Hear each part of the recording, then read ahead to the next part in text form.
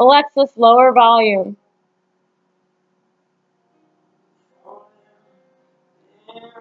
Alexa, decrease volume. So today I got this Alexa, the Amazon Echo. Every time I say her name, she's listening. Anyways, um, so Alexa, reduce volume. Alexa, reduce volume. Okay. Today I had wanted to talk about something. Darn it. Let's see. Right now I'm rolling my toe on the ball. I guess we can recap some of the stuff that I've gone through with my body. I've always had an issue with my left big toe. In the From the accident, it was never operated on. It was just dislocated and it kind of popped back into place, in my understanding. And the way it healed, it does not bend at the big toe. There's a joint in the middle of the big toe. It doesn't bend there. It's just kind of rock hard.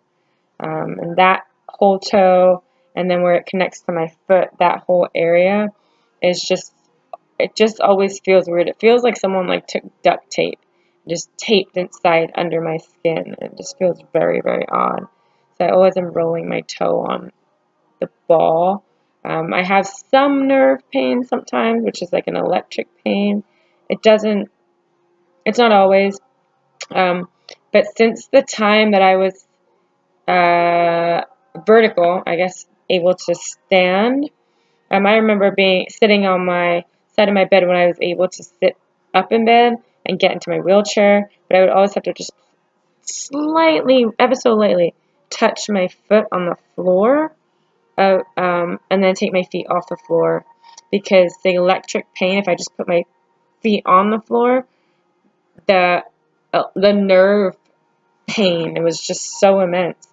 So I used to touch my foot on the floor and like deal with the pain from just that tiny touch, and then slowly put my foot back on the floor and then climb into my wheelchair. Let's see. And I never used to put my feet, or my left foot at least, in the wheelchair holster for your feet, because anytime you go over bumps and stuff, my foot is so sensitive to any kind of turbulence or movement or vibration. It just was painful, and it sent it into this whole roller coaster of pain. Anyways, my toe has also had issues where it would swell. Both feet would swell, actually. It's probably just for me starting to be more on my feet, because I wasn't on my feet, obviously, for 2 months. So my feet used to swell up, and I used to have to lay on my bed with pillows under my legs to elevate my legs, and sleep like that on my back. And I don't sleep on my back. I typically sleep on my stomach. So that was really hard. It used to be awful. And then trying to get out of bed to go to the bathroom or anything like that, it would be a process to remove the pillows from under my legs, because of course my pelvis is broken and they put metal in there. So even when I got home, it was very hard to maneuver. And then I didn't have use of my right arm properly, and my neck and everything like that. So it was challenging. Let's see, so it used to swell. Then it went through a period where if the fan or there was any kind of cold air that would come through, it would, because the circulation is not correct and air is not flowing properly, it would just get cold. So my big toe would just be really cold, and it would feel so strange, and it would be like cold to the touch. And so I would have to, anytime there's a fan or something, I would actually have to wear socks, and like layers of socks, like thick socks, on my toe, on my both feet actually. And then there were times where it would go between swelling and retaining, being really cold, so I used to have to lay on my bed. Then, like an hour laying on my bed, I would have to come sit on the side of the couch, and then when I'm on the couch, put pillows under my legs and lay down. It's like a constant, the way in my head I was thinking, okay, if I have poor circulation, let me force circulation by moving around and having to adjust my legs and my feet and into different positions and walking around and such. And so, and then I used to have to walk too to try to balance when it felt weird. So that would happen with my toe. Let's see, my legs went through a period where they were so sensitive to the touch. Literally, I couldn't even shave my legs. It was awful. And then also they were shedding. So they didn't shed right after the accident, but they definitely started shedding. What else? What else? What else?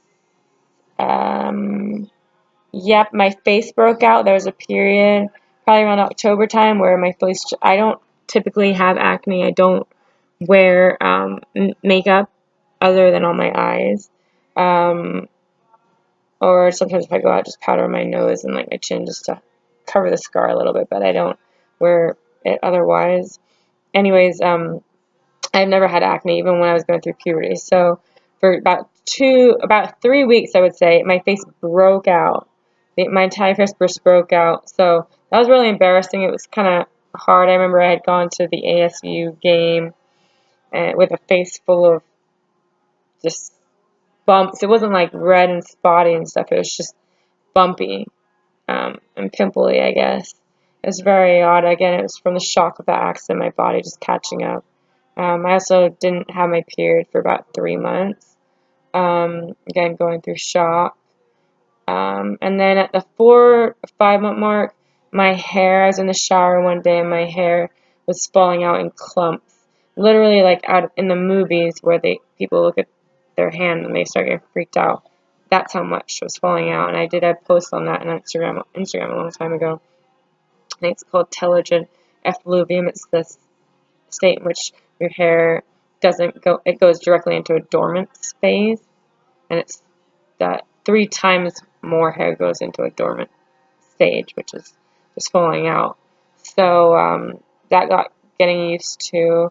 My hair's thickened up a little bit since then. It's still nothing like it was before.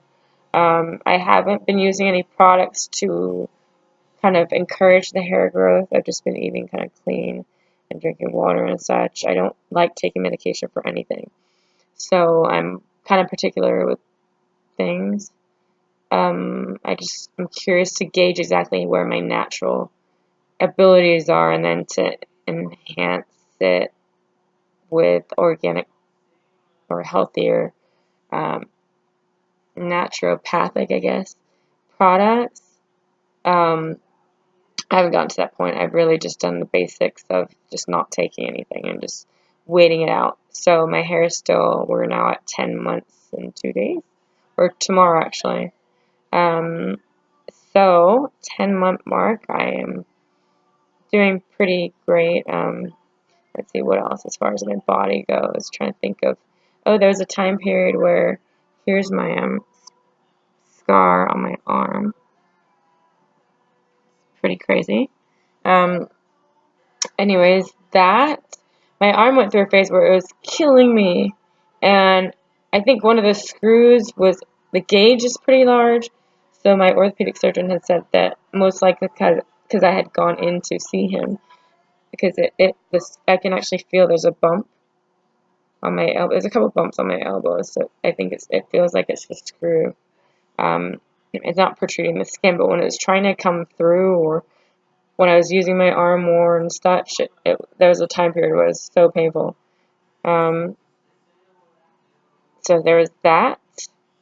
What else? Definitely when I came off of Oxycontin, Oxycodone, I remember that night. I wish I had documented what day that was. It was in August, probably about the 8th or 9th. The first night that my extended release wore off, I felt like I got hit by a car. My entire body ached so much. It was really painful. And I remember thinking, okay, this is the gauge for me to know where my body, what pain level my body is at when I'm not on anything. And I guess my thought process with recovery was, okay, if I have the time to recover naturally, it would be now. So I'm just gonna drink water when my body needs to be on the bed. There were days where I was like just in bed, I just couldn't move. And so when that happened, when I came off the Oxycontin, oxycodone, I was bedridden for, I mean, I went through withdrawals for about a week. I'm not the type of person that believes in things unless it happens to me. It's bizarre. I mean, I take I listen to what people say if they've experienced things, but I don't think that everyone's body is the same. So with the withdrawals, I know, obviously, I've heard of what they are. I've never been through them. I've never been on drugs. So when that happened and I started being bedridden in the first 2 days, I just, figured it was just because, my body's having to finally deal with the pain and lethargy and recovery by itself without any kind of numbing mechanism, such as oxycontin, oxycodone. And but then I started getting the sweats. When I got the sweats and the chills, and when my diarrhea stepped in, that was when I obviously know those are symptoms of withdrawal. So my best friend Mohan, he's also a doctor. He had mentioned it to me, and also my other best friend Joel had mentioned, it was probably withdrawals. So that was pretty interesting because it wasn't right away that I got those symptoms. It was definitely being bedridden for the 2 days, but it lasted about a week till I was able to clear my system just by diluting everything. I drank a lot of water, tea, and just eating clean. So that was another thing that I had to deal with my body. Let's see. My pelvis went through a little bit of a period where it's been well, I guess now is the period where my pelvis has been more achy. Since I've been doing a lot more and traveling a lot more, being in the car a lot more, it's definitely this past weekend. Obviously in Vegas it inhibited me, and then this past weekend I had to pay more attention to make sure my body's rested in order to be on my feet quite a lot. So between my pelvis and my left foot, I'm always mindful of like how much time I'm spending on my feet and how much walking I'm doing and such. Those two things are pretty much the ones that are still like lingering issues. The scarring is, starting to just look great and better and not as noticeable. Trying to think what other crazy things happen with my body where it's just like, oh my gosh. I remember when I first got home, I was too scared to be in the shower by myself. I didn't want to slip. I had to use my walker to the shower, and I had my mom always. Luckily, I have a bench in my shower, so I was able to walk into my shower and sit on my bench and shower. And I also have a hand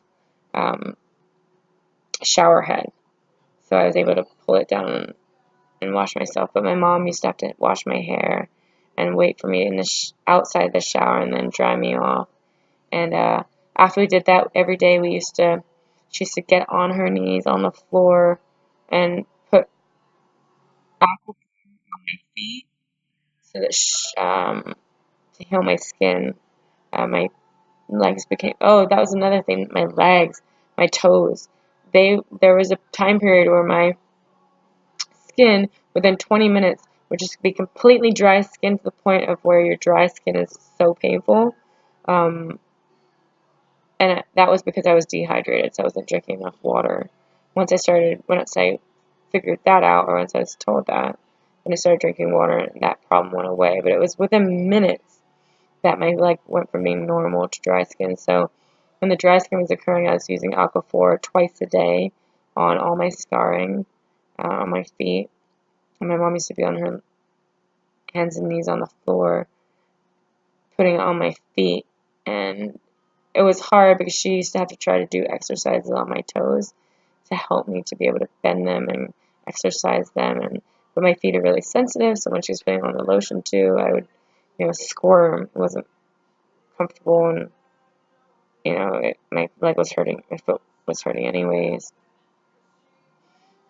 There's also a time period where there's bruising on my toes. It's discolored at the joints across my toes.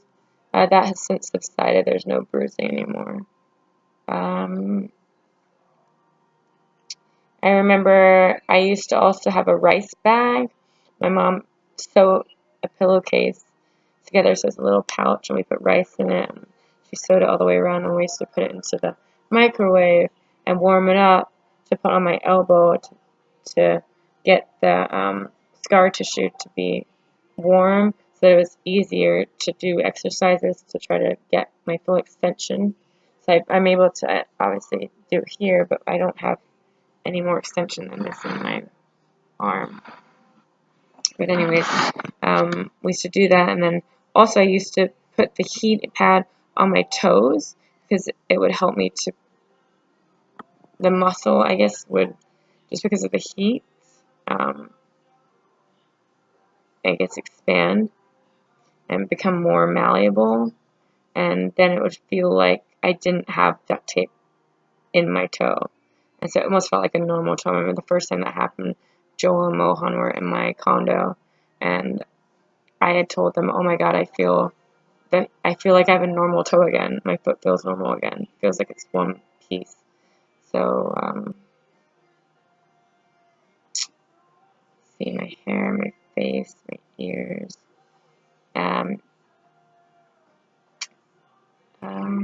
Scarring. Yeah, I mean, I think that that's really been it. I lost about 25 pounds when I was in the hospital because I was hooked up to an IV.